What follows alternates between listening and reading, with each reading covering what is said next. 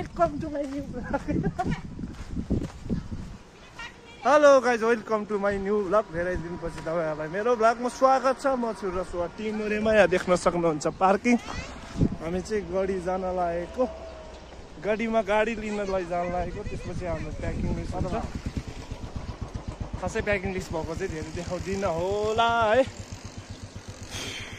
तपाईँहरूलाई पनि एकदम सन्चै होला, मलाई पनि एकदम सन्चै छ। धेरै गर्मी छ। म कालो मान्छेलाई झन्झनै कालो बनाइरहेको छ यो गर्मीले। हाम्रो सम्धि खोइ सम्धि कोरे पर्खेर बसिराख्नु भएको कि यहाँ देख्न सक्नुहुन्छ इभी गाडी तपाईँहरूले। यहाँ चाहिँ बन्दै गरेको नयाँ भन्सार कार्यालय हो यो चाहिँ होइन। छिटो छिटो आउनु। हाम्रो रुम दूर त कति मिनट हिँडिरहेको छौँ। उहाँ अगाडि अर्काको बुढीहरू आन्टीहरू हुनुहुन्छ। यो चाहिँ म भर्खर आउने बेला 7-8 महिना अगाडि भर्खर ठडाउँदै यहाँ मुनि एक तल बनिसकेको थियो। अहिले चाहिँ यहाँ पुरा फिनिसिङ हुँदैछ। यो यस्तो दामी बन्दैछ होइन, यहाँ यस्तो राम्रो बन्दैछ। अब के भन्नु, अब चाइनिजहरूले बनाएको काम यस्तो राम्रो हुन्छ।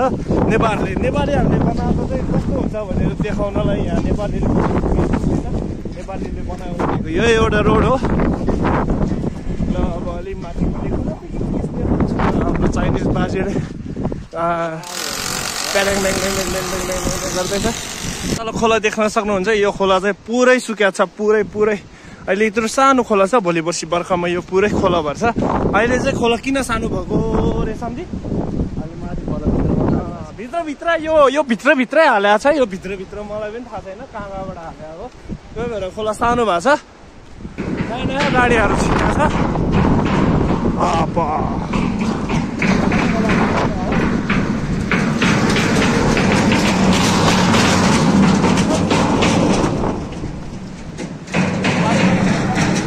हदत गाडी है बारीबाट छिरेछ। अब गाडीमा छिर्नु आयो होला। छिरेर लिएर आउने हो, ब्याक उइस बनाउने हो। भोलि पर्छ लखनले हाल्ने हो। अनि लखन्ने बेला चाहिँ हाम्रो सम्झि पनि लखन्ने हो। त्यहाँबाट होटेल हो, त्यहाँ माथि चाइनिज होटेल एउटा खतरा घर लिएर राखेको छ।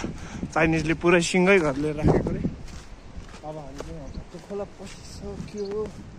खासै मलाई बोल्न चाहिँ आउँदैन, यहाँ कोही छैन। त्यही भएर बोलेको। मान्छे छ भने म बोल्दैन थियो होला। मोबाइल सोबाइल अफ गरेर डङडुङ गरेर गोजीमा हालेर हिँड्थ्यो होला।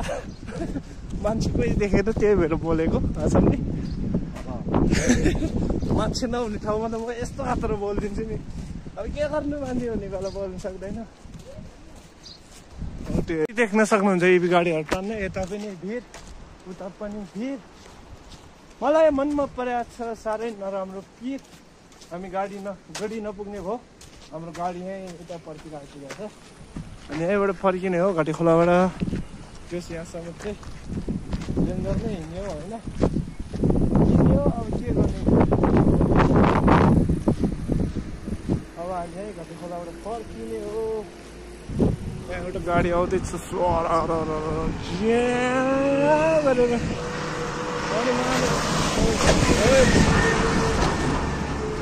झन्डै पानी छेदियो मलाई। यस्तो फडा त गर्नु नहुने हो।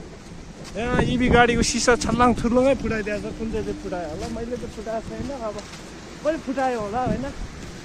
ऊ त्यहाँ एउटा छोडिदिनु देख्न सक्नुहुन्छ। दामी यहाँ घटे खोला।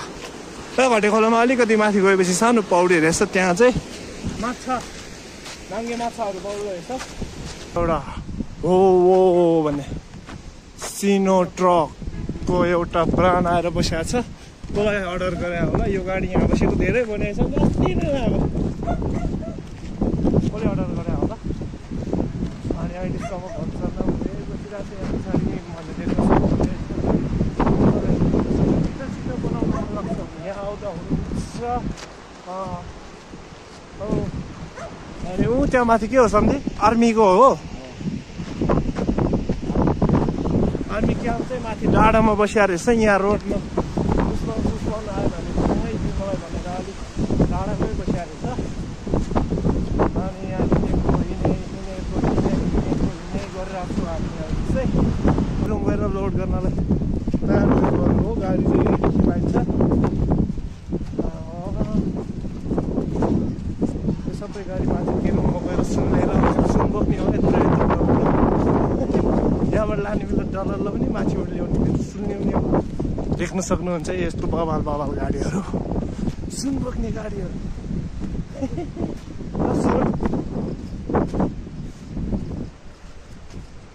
59 के होइन। हाम्रो चाहिँ गाडी यहीँ आइपुगेको छ। अब हाम्रो गाडी चढेर जाने भयो। पकडमा आएको यहाँसम्म हामी।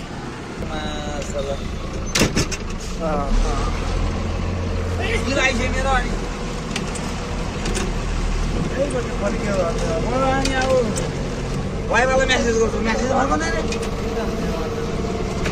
छ कि जुत्ता हो यस्तो लोड पर्नु पनि यहाँ त गेर वर्ष उड्यो भन्छ भने के भन्यो। यहाँबाट पार्किङ छिराउँछ। यहाँबाट छिरेपछि चाहिँ सबै भन्सारको हो।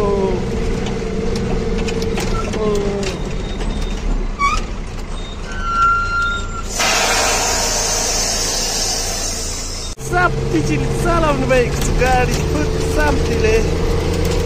पार्किङ देख्न सक्नुहुन्छ। यो पनि ट्रकहरू, यो चाहिँ यो सामान यो आफैले उचालेर आफैले लोड गर्ने होइन।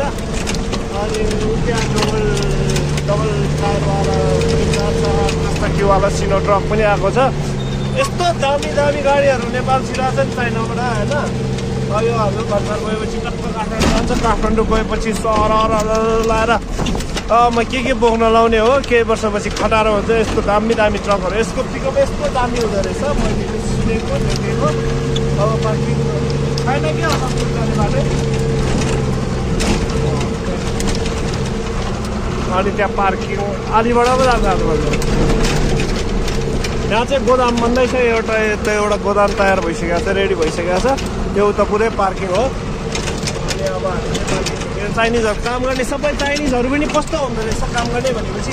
कुनै पनि कैदीहरू हुन्छ नि, त्यो कैदीहरूलाई चाहिँ सजाय नदिने, कता काम गरेको छ त्यो यस्तो कुनै कामहरूमा पठाइदिँदो रहेछ। सायद हाम्रो त्यस्तै भएको भए नेपाल एकदम राम्रो हुन्छ होला।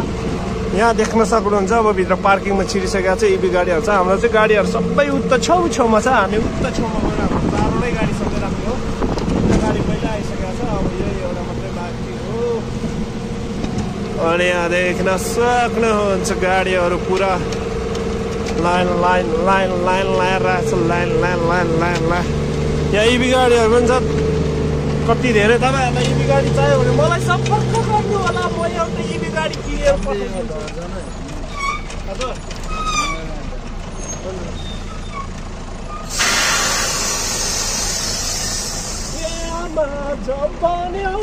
मलाई कसले हो, मैले गाडी चलाउन छु। अब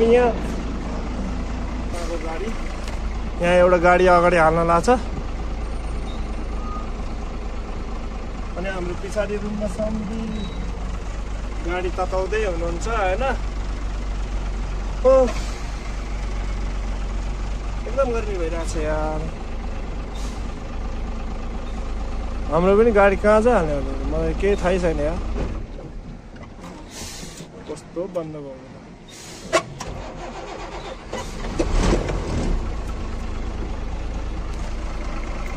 यत्रो गाडी यार कसरी ब्याग हाल्छ अचम्म लाग्छ। हुन त आफ्नो चलाउने बानी नभएर हो कि होइन। मलाई ब्याग हाल्न खालि काम नै लाग्छ यो गाडीमा। किनभने मैले ब्याग हाल्न सक्दिनँ यो गाडी। हाम्रो रुममा सम्झिँदै लाउनुपर्छ। अनि साइड हेर्ने मान्छे भयो भने चाहिँ सायद मैले नै हाल्छु होला। गाडीको हालत यस्तो फ्याङफ्याङ फुङरुङ पारेर आएछ होइन।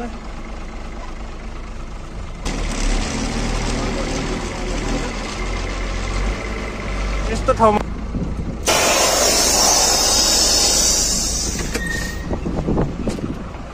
कहाँ राख्ने त सम्झि गाडी ठाउँै छैन। कुन गाडी हटाउनु पर्ने हो। है गाडी लाइन भइसकेको छ। हामी चाहिँ हाम्रो काम सकेर फर्किसकेको छ। हाम्रो काम टक्क सक्यो। त्यो प्याङ बनायो, जुत्ता सोलहरू हाल्थ्यो। अनि के जाति है कपाल दुखाएर थियो अनि बन्द गरिसकेको छ आजलाई यति नै भ्लग सबैजना सब्सक्राइब गरिदिनु माया गरिदिनु होला भन्न चाहन्छु हुन त भ्यू 200-300 भन्दा जान्दैन मलाई थाहा छ के भाइ